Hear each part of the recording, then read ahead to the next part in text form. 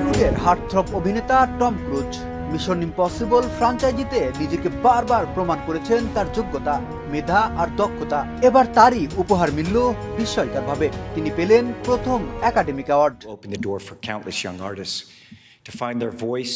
এর আগেও 4 বার অস্কারের জন্য মনোনীত হয়েও প্রতিযোগিতামূলক ট্রফি অধরা ছিল তার কাছে। 63 বছর বয়সী এই তারকা সম্প্রতি গভর্নরস অ্যাওয়ার্ডে আজীবন সম্মাননা ট্রফি গ্রহণ করেছেন।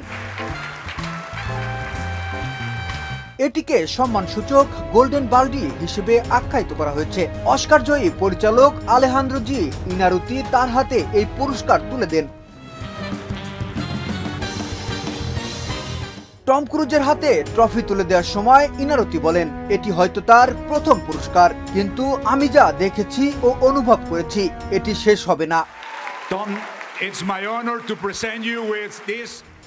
রোববার রাতে academic of motion picture arts and science 16তম গভর্নর পুরস্কার অনুষ্ঠানে তার কাজের স্বীকৃতি স্বরূপ সম্মানসূচক অস্কার গ্রহণ করার সময় প্রবীণ অভিনেতা, প্রযোজক এবং পরিপূর্ণ চলচ্চিত্র তারকা টম ক্রুজ বলেন, চলচ্চিত্র নির্মাণ আমার কাজ নয়, আমি আমার ব্যক্তিত্ব। বিনোদন ডেস্ক, শোবিজ 24।